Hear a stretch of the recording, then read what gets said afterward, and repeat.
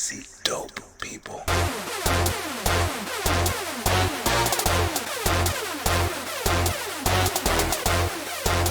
And welcome back to another episode of Dope People. I am your host, Hayden Green. Brooklyn's favorite polymath. I can't speak for the rest of the boroughs, but Brooklyn, I'm the best that you got. And today we are going to be talking to dope people because that's what we do on this show. Dope is a term that I really, really love. It really just refers to somebody who's amazing or something that's amazing or interesting. And so on the show, we talk to people who are doing dope things. And today I have one of my favorite people of all time, and I'm really, really interested and happy to talk with her. So put your hands together for the one and the only Okema Moore. Put it together. Hi, Okema. Hi. It's so good to have you on the show. How are you doing today? I am good. It's a little nutty. Been busy, but busy is good because for 10 months I had nothing. So that'll do it. Right? And I always say, and you heard me say this, like, better busy than bored. That's my motto. Yeah, well, better busy than broke. That part as well. Well, I'm happy that things are turning up for you. So on the show, we always do kind of like a litmus test. And I always ask my guests, who is the dopest person that you have ever met or that you personally know? I feel like for me, I love people. So it will fluctuate. But in this moment, the answer is a director by the name of Monique Evans. Monique Joella Evans, I believe that's the middle name. But she's amazing. She is one of the few Black women to be a single and multicam director in television, episodic. She also showruns, directs, and produces award shows. She was my showrunner and director for this year's Ebony Power 100, which I just wrote and produced. But she is dope because she saw me. And she looks for the me's out there to see other, especially Black women that are looking to get into the episodic directing space. She teaches, she gives classes, but she also gives opportunity. Like, she didn't have to hire me for Ebony, and she did. She couldn't hire me as a director because she was directing. Right. But she was like, listen, I need a producer for the live event. I need a writer. I know you write. And I had never written an award show before in my life. But she trusted me and she took a bet on me. When someone tried to sabotage the opportunity for me, she was like, that's not the Okema I know. So we need to talk because I don't know what you're talking about. And she challenged it. And she like stood up for me. And at a time when I was like on my last few dollars, she put several thousand in my hand with this project. So I got it. And she's a mama. When we were shooting, Ebony, her daughter went into sickle cell crisis.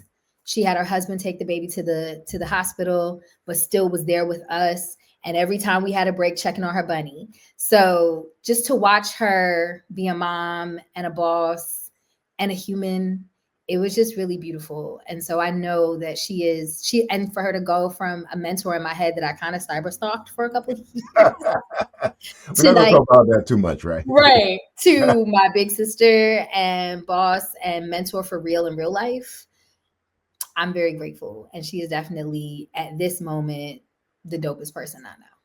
I love that. That's absolutely dope. One of the things I always tell people is that your true friends, your true advocates, and everybody needs ones, are the people who will talk about you in spaces that you are not in, right? So the people who will defend you in those rooms that you can't get in, those are the people that you need on your side, and those are the people that you need on your team. So that's really, really dope. I love that. Yes. Well, okay, let me tell you why I consider you to be dope. Now, as with all my guests, nobody ever knows what I'm going to say, so it's probably nerve wracking. No, I didn't think about it. Huh? I didn't think about it. Okay. Helps me from being anxious. My anxiety is not high enough. No, I get it. Well, okay, I've known you for many, many, many years, right? And you used to work in finance, right? Like, you weren't always in the artistic space in terms of. True. I was always in the artistic space. Well, not as a professional, as a professional, right? Like, but you used to work in finance, and I think it was Toni Morrison that says that where there are stories that you want to read and don't exist, you have to go out and make them. You have to go out and write them. And I feel that that's exactly what you did, right? You like, there's a void of people that look like me in the director space, in the producer space, in the acting space.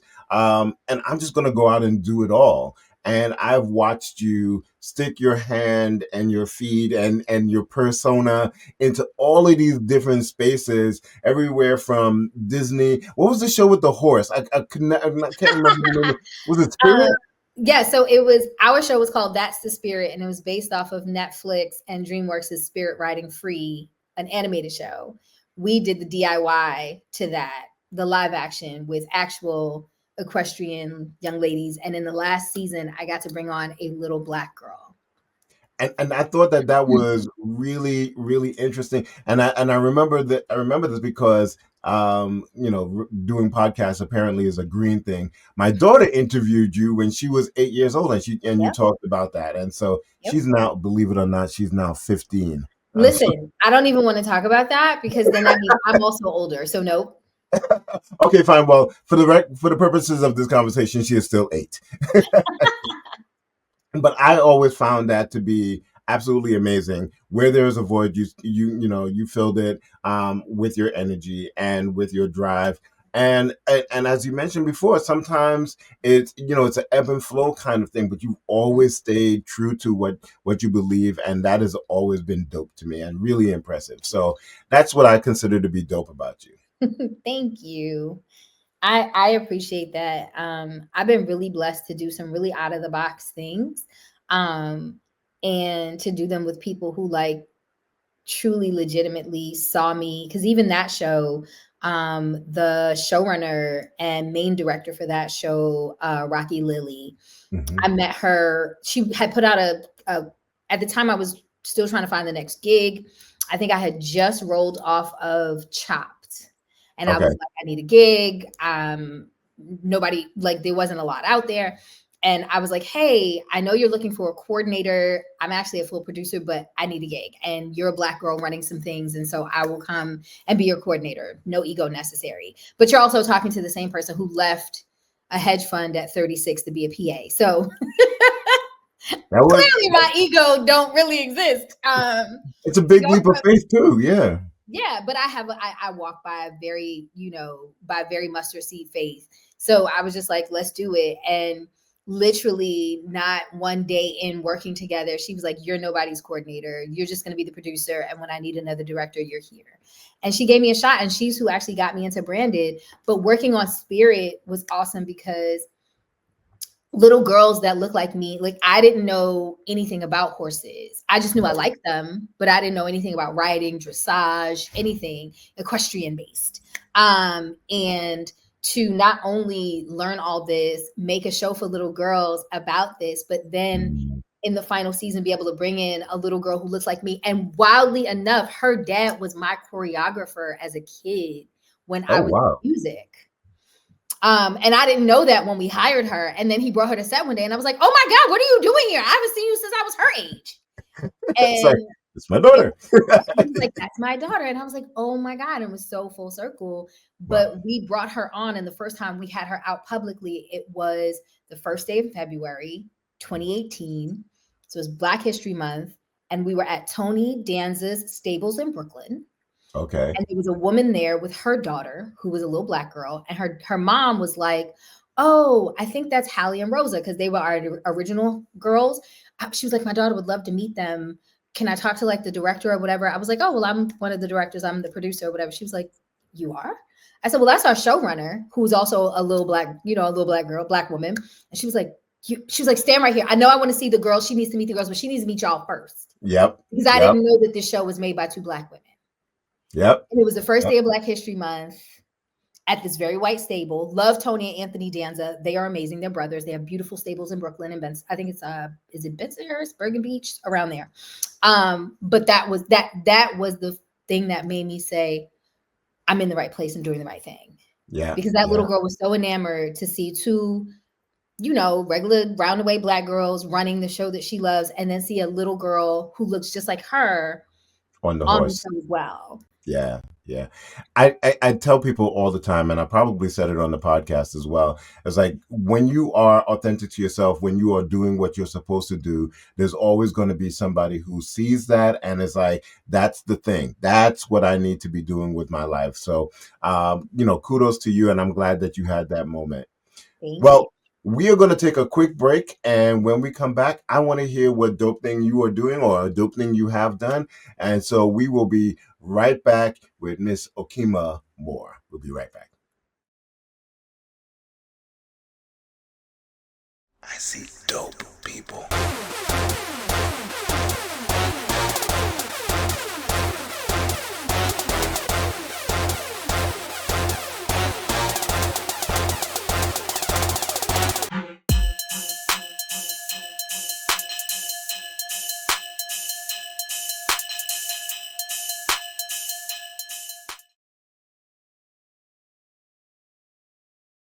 And we are back.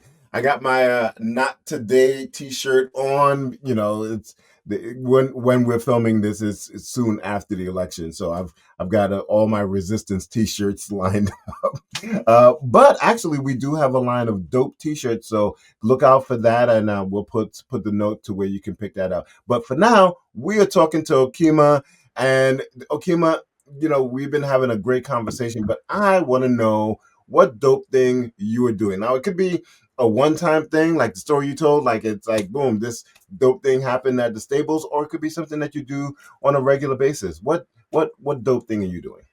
I think the dope thing that I'm presently doing is finally making my own Hmm. film. Last year, I would say, what's this, 2024? Maybe about the end of 2022, I made the decision to live in my full truth as a queer woman. Yeah. And that was a big deal for me. And I actually was in a relationship last year. And this year I called off that wedding with that Oh. gentleman. It's fine. It was necessary. But I guess the way to sum it up is the dope thing that I'm doing presently is choosing myself. Yeah. I chose myself by living in my truth. I chose myself by separating from a relationship that wasn't giving everything that I was getting. What I rather wasn't giving me everything I was giving out. Got And it. now by working on this new film, it's called Purses and Floors. It is a short film.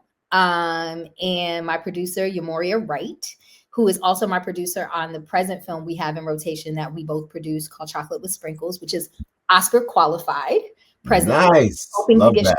shortlisted. But I wrote this piece because I was watching so many projects. And for those that know about the magical Negro trope, it's basically where Black people are used to make everything perfect or make everything better at the expense of themselves for white people. Well, now it seems that a lot of the magical Negro tropes have become Black therapists, Black women therapists. They're always either making everyone else's lives better but their own, or they're perfect, or they're completely jacked up. And I said, what if we take that trope and turn it on its head?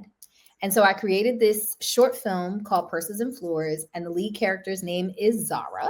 And she is an intimacy coordinator. We've never seen that position on film or TV before Okay. in that way. And she's a Black woman intimacy coordinator, newly divorced, newly out. And because of what she sees as an intimacy coordinator, she wants to now become a love and relationship therapist. And so we meet her, but she's not good yet. That's the thing. Your therapist is not always going to be perfect. Right. And so I wanted a Black woman who was certified and dope, but funny and able to not be perfect that we could grow with. So the short is its own siloed thing, but it is also a proof of concept because that script won me a scholarship to Writers Boot Camp to write the pilot. So I'm Nice. now developing a television series around that. So the short will be a proof of concept, but there's animation. She breaks the fourth wall. It is queer centered. And there's a lot of truth about women and men and our bodies and our autonomy and our sexual freedom that we don't get growing up, especially as little Caribbean kids. Yep. You know, you just learn you have this special thing that no one should touch and you keep clean. And then when you get married, everybody's expecting you to be the freak of the week for your husband. But ain't nobody tell you about the thing that you have and the power that it holds That and the is power so that it real. holds. It's And so so real. this particular short and this character is about teaching all of us, in the South, I'm Caribbean, but my grandmother was Southern. And in the South, they call a vagina a pocketbook. Oh, And it's a I term, did they not know call it your that. purse, your pocketbook. Don't nobody never tell you not to put that bag on the floor, right? Nobody talks about not putting your purse on the floor because you'll be broke. Well, what about when you put that bag on the floor? And on the floor, meaning poor partners, unrequited love, abuse, neglect, yada, yada. And so many times we put that bag on the floor, whether you got boobs or balls or neither. We put that bag on the floor. And so the series is really about emboldening ourselves to live in our truths, whatever those are, however you identify, especially with an administration now that is making people living in their truth both lambasted, illegal, etc. And so I Yeah. think there's no more time important to make something like this for Black queer people than now. And so the dope thing that I'm doing is living in my truth and utilizing my muscle memory of art, writing, producing, directing to create space for others to live in theirs. I can't tell you how much I am all on board with this, right? Like this is I like as you're talking about like this is an amazing project. I love Thank it. I you. love it. I love it. I love it. However, I can support it. You just say the word and I am there. Well, That we will be doing a Giving Tuesday initial ask this Giving Tuesday. But we will be doing a full Seed and Spark campaign because I also won the project won one of the pitch competitions with Harlem Film House. So okay. that connected us with Seed and Spark, and they are helping us do our campaign. So we'll be doing a campaign mid-January to late February, like a 45-day or 60-day campaign to raise the funds. Because again, there is animation. Zara is finally seeing herself. And as an 80s kid who watched cartoons, one day in her session, she did see herself. So there's an animated version of her that exists in the piece that checks her when she's out of pocket. I love this. But she does not speak because she is finding her voice. So what voice could I give her? So I got to pay my animator and I got to pay my people.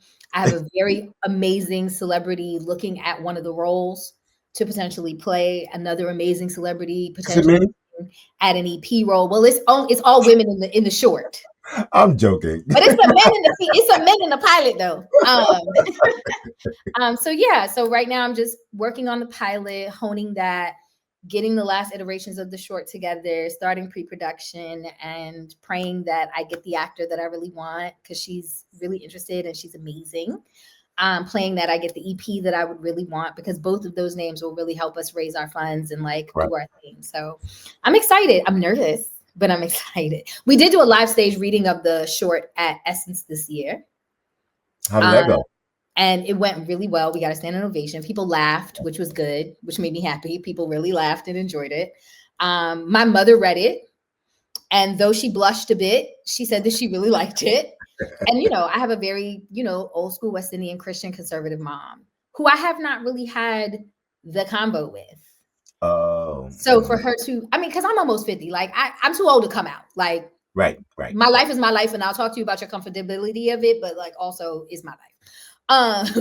But she read it and she loved it, and she was very open and enjoyed the characters. And so I think that if my wonderful but quasi-conservative, Caribbean Christian mom likes Can it, then find we it. gonna be all right. Yes, yes, yes.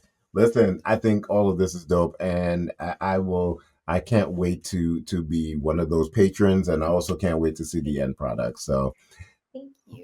well, listen, Okema, we end the show every episode with a dope moment in history. Do you play golf by any chance? So I do not play golf, but I like to dress cute and host golf outings. I Well, like golf attire.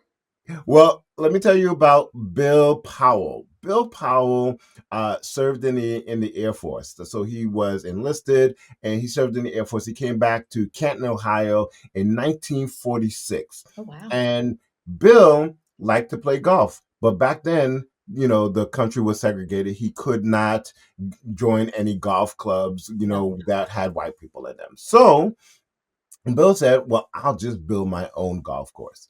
And he wasn't able to get a loan from a regular bank because they would not lend him the money in order to do that. And so he his brother lent him some money, and he had backing from two African American doctors that helped him to buy a 78-acre dairy farm, and he converted that 78-acre dairy farm into a golf course. His wife Marcella did most of the landscaping, and so in 1948, he opened up what was called the Clearview Golf Club, and it ran and I think it's still in existence. The Clearview in 1948, and in 1978 he expanded it to an 18 That was a hole. good year. 1978. Yeah, Let me it was guess, somebody might have been born in that year or something like that. So in 1978 he expanded it to 18 holes, and in 2001 he got historical designation. So he did all of this, and legend has it that he would bring kids to the golf course and teach them how to play golf for free. Wow. So my dope moment in history is Mr. Bill Powell in 1948 opening up one of the few and only desegregated golf courses in the United States in Canton, Ohio. Wow. Well, congrats. Listen, snaps up for Mr. Bill for being so, again, he saw a need, he saw a hole, no So pun avoid. intended, golf, and he filled it. Yep. And then he created opportunity for other people in filling that hole. And literally, that is how I have fashioned my life and my career. And we love you for it. So, Okema, how can people find you if they're looking for you? Where do people find you? Everything is my name because it's just easy. Okema T Moore on Instagram. There are some new platforms I'll be joining, but everything will be Okema T Moore. I've divested an X, so don't look for me. I mean, there's still an account there. I just don't utilize it anymore. Because of my industry, I've left my account there, so I exist there, but I don't utilize that space anymore because it's not for us. But I will be joining the new Black platforms that exist. I am also on Instagram. I know Meta is Meta, but it's also a need. And then my website, More Than Enough. It's spelled Moore, than THAN, enough, ENUFF, because Black. .com. And so you can find. I'm working on revamping the website this holiday season, but everything you need to find is pretty much there. And and make sure that you guys, if you have not watched Star's docuseries Down in the Valley, executive produced by Nico Anand from P Valley, make sure you watch. I developed that show with Nico and produced it. And the spirit and the music episodes are my personal episodes that I went and shot in the field. So please check it out and watch it. We're praying that we do pretty decent in award season for that. And if you're on American Airlines at all, you can see our Oscar qualified short Chocolate with Sprinkles because it is a part of American Airlines in-flight entertainment. You all over the world, literally. All over the world. Well, Okema, I am so happy that we carved out some time to make this happen. Thank you so much for coming on board. For those of you who are watching on YouTube, please like and subscribe to this podcast. It's how we spread the word. Plus, if you know somebody that should be a dope person on the podcast, please let me know and we will get them on as soon as possible. We'll put Okema's information in the show notes so that you can get in contact with her. But until then, ladies and gentlemen, go forth and be dope. We will see you later.